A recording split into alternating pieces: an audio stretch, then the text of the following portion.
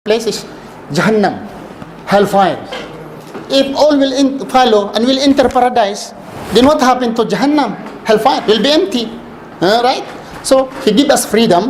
He give us the book. He give us the prophets. It's up us to follow. If you do not follow, you are free. If you follow, it's good. So will and good. But nothing could be added to the majesty of God. Okay. Next question. You also ask question. If you are diabetic, you can add it. Okay. Another question. Okay. Bakit may Muslim pumapatay? Why there are Muslim killers? Don't hesitate to ask this question because this is true. There are Muslims who will kill human being. Question, sir. Huh? Question po. Apa? Mga terorista sa Okay. Muslim, Oh. sumasamba pa rin sila sa Oh. Tingnan mo. Okay lang. The question is about terrorism. Terrorism. They are Muslim. In our religion, brother, there is no membership. If you wanted to be Muslim, you just say, Ashhadu la ilaha illallah, Muhammad Rasulullah, you are a Muslim. Without getting your name and list down and you are a member. No. In other religion, they have membership. If you are a Seventh Adventist, if you wanted to be Iglesia ni Cristo, Jehovah's Witness, there is membership. Once you will not follow the requirements, then you are kicked out. They said, you are no longer INC. You are no longer Jehovah's Witnesses. In Islam, no. It's not like that. Anyone can claim to be Muslim. But no one Muslim can say, you are not a Muslim. This is not allowed to us. If he will claim, I am a Muslim, no Muslim had the right to say, you are not. Supposing, he's a rapist. Okay, the bad person, he is a killer. But he claimed to be Muslim. He's Muslim. He's Muslim. But a sinner Muslim. A sinner Muslim. Because Muslims are not angels. Muslims are human beings. Okay? In the judgment day, God will punish them. But the question is about the terrorism. First, there is no word terrorism in the Quran. In Surah Al-Ma'idah, chapter 5, verse 32 in the Quran, Allah said, if you kill one innocent person, if you kill one innocent person, it seems you kill all humanity. And if you save one innocent person, it seems you save all humanity. Imagine, one person you kill, innocent person, you kill all human beings. So it's very clear, it's not allowed for us to kill. But why Muslims, there are Muslims who are killing? Okay. That's why I told you there is a freedom. God giving the freedom for everybody. You follow, it's okay. You don't follow, it's okay. Do not backbite, do not commit fornication, do not lie. God see this. But human can do. Can do what he likes. So for them to claim to be Muslim, they are Muslim. But how to judge them is look at them. Because if they say we are Muslim, stay Muslim, but a sinner Muslim. They are not following the Quran. Okay?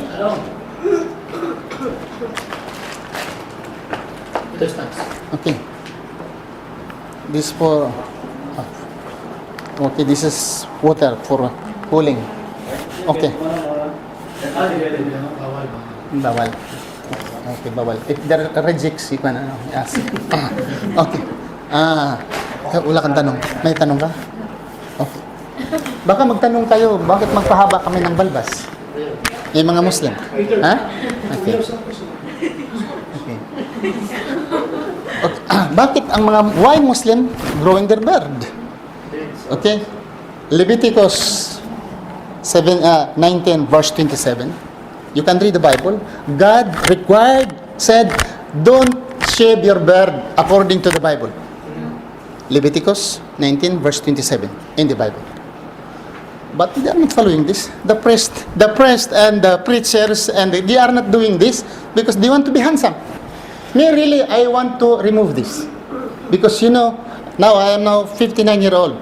If I will remove this, maybe reduce my year 10 years, my age. Okay? Maybe 40 or maybe 50. Okay? But I am 59. Okay? It helps. It's young. You can find you become old. And other, it's not like that. Old. It's dirty, unclean. Okay.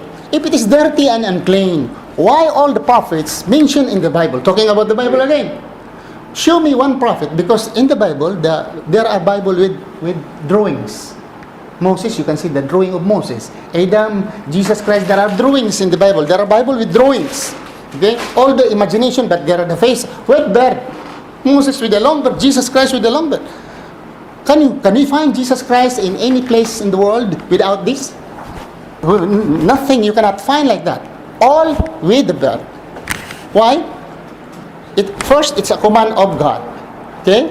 And what is the advantage? What is the advantage? The advantage is that, supposing my tongue, I cannot control my tongue.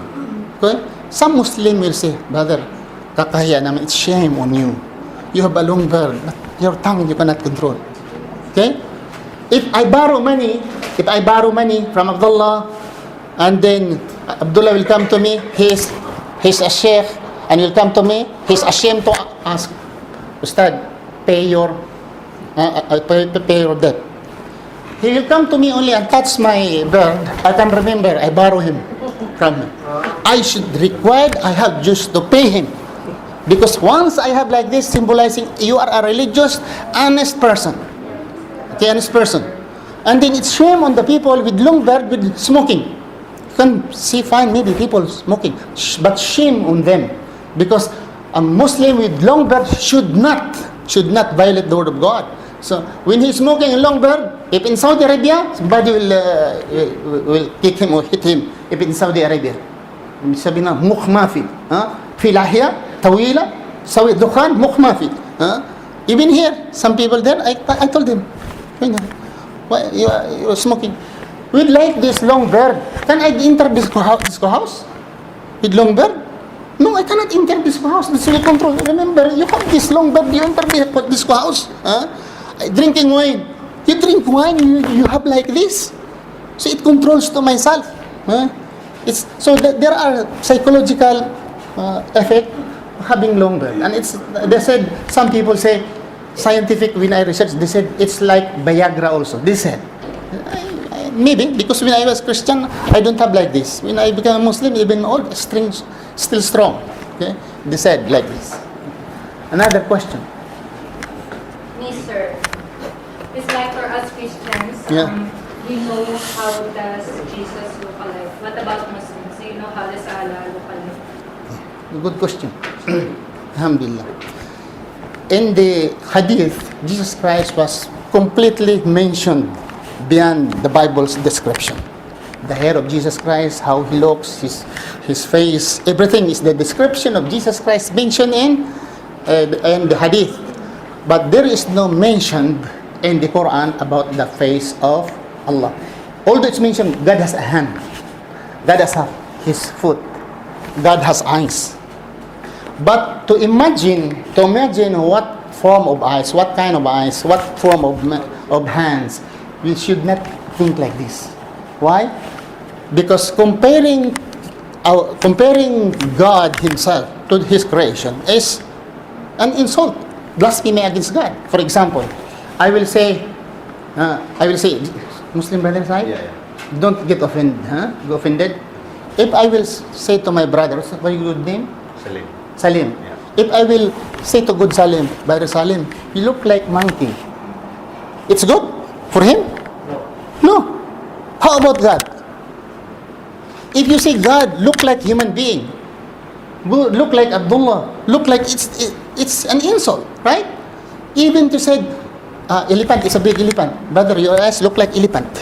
It's not good. So we Muslim, we know that God there is an eyes, He had hands, He had feet, He had the body of God, but we do not imagine how huge His body, how huge His eyes and His hands. We just accept that He has His face, but what kind of face? But in the hereafter in paradise, the greatest and the biggest reward for person in paradise is to see the face of Allah face to face. During the time of Prophet Muhammad sallallahu alaihi wasallam, he said, "Did you see the moon during night without clouds?" and you see the sun in the day without clouds? They said, yes, we see the sun without clouds, and in the night, if there is the moon without clouds, we see the same. In the day of judgment, the greatest and the biggest reward to every believer is to see the face of Allah face to face. So we can see the face of Allah, we are in paradise. So as of now, it's no mention. Okay? Did I give you already? Okay. Salim, you have question? Okay. What does the moon and the stars symbolize? Okay. The moon and the stars in the masjid, this is used by the early Ottoman people. You know, during the war, the Great crusade in Middle East. Actually, the first victim of terrorism were Muslims. The Westerners came in Middle East and massacred the Muslim because of this area. Because Muslim will never submit the religion. So they massacred the Muslim. So the Ottoman Empire and the Muslim, they had fight with the Westerners and the Muslim. So the leaders, they said, the civilians were victims. The leaders, the monks were victims. The imam were victims. They are not fighters. They are not children, young people, and old people. So the Muslim leaders and the Christian leaders were fighting. They make an agreement that whoever inside the church should not be killed. And the Muslim also, how about us? Inside our mosque, it should not also be killed. And then the leader, what's the sign of, because our sign is cross. So the Muslim will not attack that building because it's holy. So sanctuary. For the Muslim, they said, okay, they imagine, okay, we will put the moon and the star. The building where this is sanctuary, Muslims should be respected, the civilians should not be killed. If there is a moon and a star, you must respect and don't kill people because they were civilians. This is the beginning. But until now, through tradition, become culture, and they put. But there is nothing to do with the religion of Islam. Okay? Still they have? Mayroon pang hindi nagtatanong nga. Ha?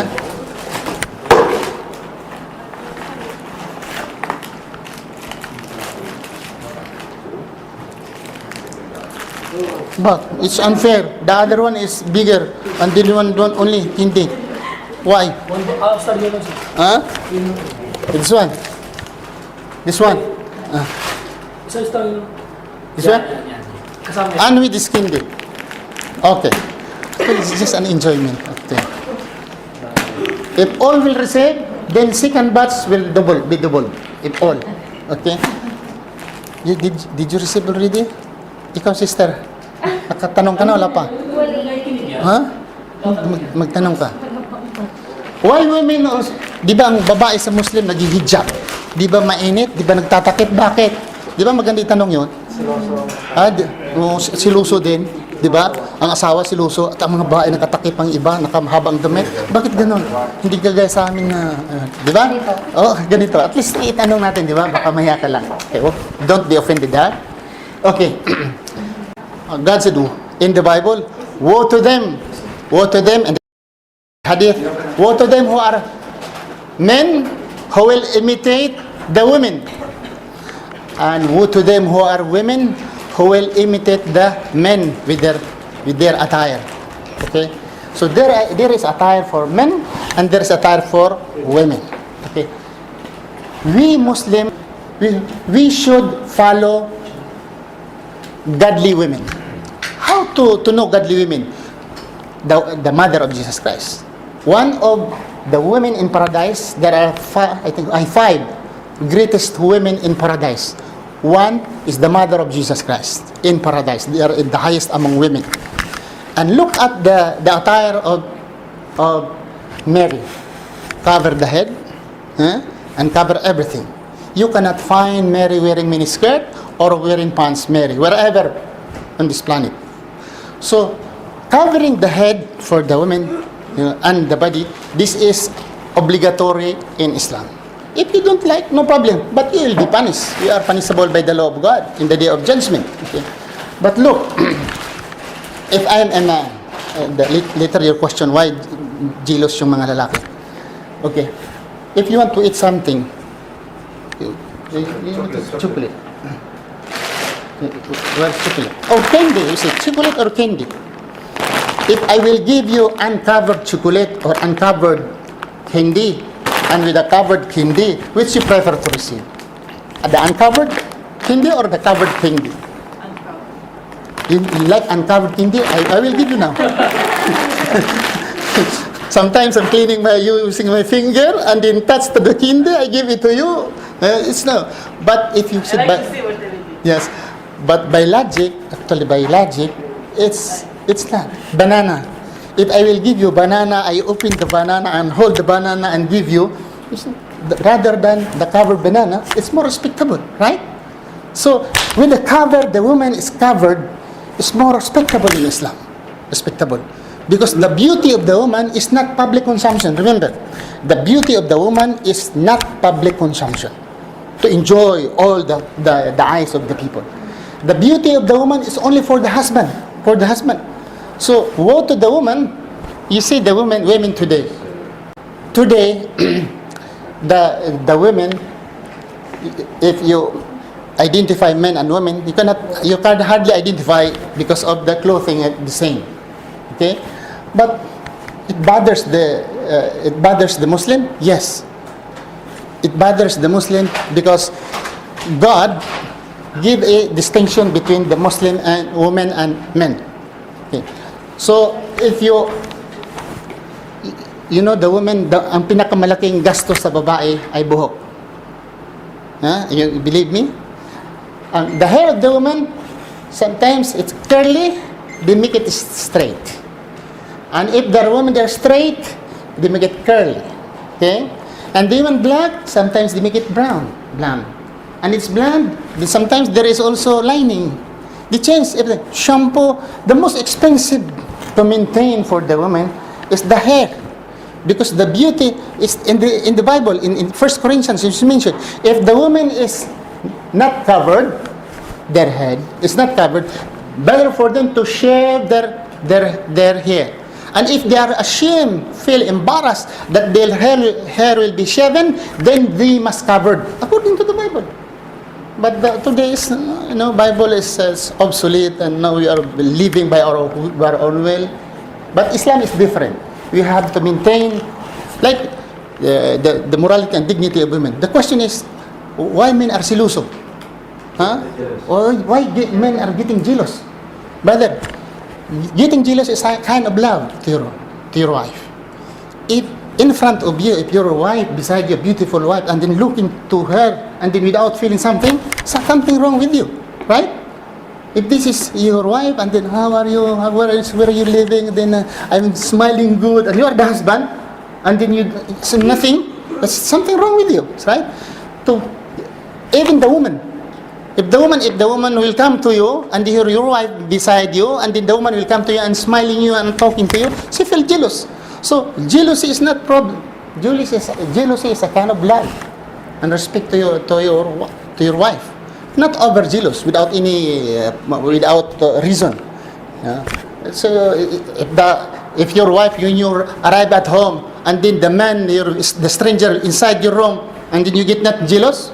I did not see, but why the husband is inside in my room with my wife. So if you don't have problem, it's more problematic. Okay. Another question. Did I give you? Yeah. Okay. Sino pang hindi nakatanggap? Chen, magtanong ka. Chen. May tanong ko. So, magtanong ka. Ikaw, may tanong ka, sister? Okay. Ano ba ang Chen. Kahit Okay. anong tanong yun. Ang sa Muslim, bago mag-asawa ay humihingi ng dowry. Sabi ng iba bayad. Sabi ng issue bayad. Di ba? Tama? Okay. So, some question, sister, that Muslim, before getting married, the father or the side of the woman will ask him money or amount, building or property, whatsoever, house, cars, whatsoever. So the issue from the outside, they're selling their women. This is the issue. Okay? But per se, it's selling per se. But if you look at follow the coach or the result, it's not. Supposing, example, This example, this young man. This is my daughter. This is example. This is my daughter, and this man wanted to marry my daughter. I say, and I know his salary. I know his work. Supposing he's a doctor, he's an engineer. I know his capacity. I will say, I need my car to my wife, not Kaya, but I need at least Toyota. Okay? I need also building. Why I demand? I demand because after this amount, this property, he will give it to me. This is not my property. This is for her. For her. Okay? Under her name. I don't have rights to say, please, I borrow or I will sell. No, as a father, I don't have rights. This is her protection. Why? If the husband, something wrong, because I do not know the heart of the mind of this man. Someday, he will take my daughter, and then the behavior of the man is not really good. Okay? Siwalay tayo. Divorce na tayo. Without that property, what happened to my daughter? After natikman mo, broken her dignity, etc. And then after 1 month, I will divorce you. So he runs away with a woman. What happened to my daughter? At least she is secured. She has the car, she has the property, and then men will come and then get married. They will marry because some mentally, we say there are a lot of men today is materialistic. Even I say more of human today is materialistic. Car, property. At least she will not get married anymore. At least she had the house. She has the car. Meaning economically stable because she has the business. Meaning this amount is a protection for her. It's not I'm selling because the amount I ask it's for her to protect her dignity, and otherwise also you must behave. Another refers to it, you must behave. Okay? Because if you do not behave, if you maltreated her, she will go to the court and then you will be divorced. Goodbye. Okay? And this is the reason why we ask mahar. We call it mahar. Okay? If you are not satisfied with the answer, sister, please insist and ask. Why not? Oh. Sister, question. Okay. In general, I'm asking before in the beginning, our God the same? Everyone saying yes. The Creator who made the universe, the moon and the star. This is your God and this is our God. We say the same. But some later on they said, when I say our Muslim, our God, Allah, and Jesus Christ, your God. Okay? So that is not the same. Because Jesus Christ was not a creator. Right? Before the birth of Jesus Christ, the universe were created. Right? Okay. Because if you say that He is a creator, Jesus Christ is the creator, the creator must exist ahead or before the creation. There were human beings and animals and moon and stars during the birth of Jesus Christ. How can we call Him God? The creator of the universe. That there were already created. So He was not the creator. And also He was not the Son of God. Because Son of God will not impregnate. If we say, example, we accept Jesus Christ is the Son of God. Did God impregnated Mary? Question. Did God impregnated Mary? How? You know, the husband and wife, Mr. and Mrs. impregnating each other and have offspring. Did God impregnate human being? To human being? Said no. And then why you call him the Son? So this is a figure of speech. It's not literal. Figure of speech. Meaning, like Galileo, the father of telescope. This is figure of speech. Says, my daughter. She's not my daughter, my daughter. Uncle, you call me uncle. This is figure of speech. But you are not my, etc. This is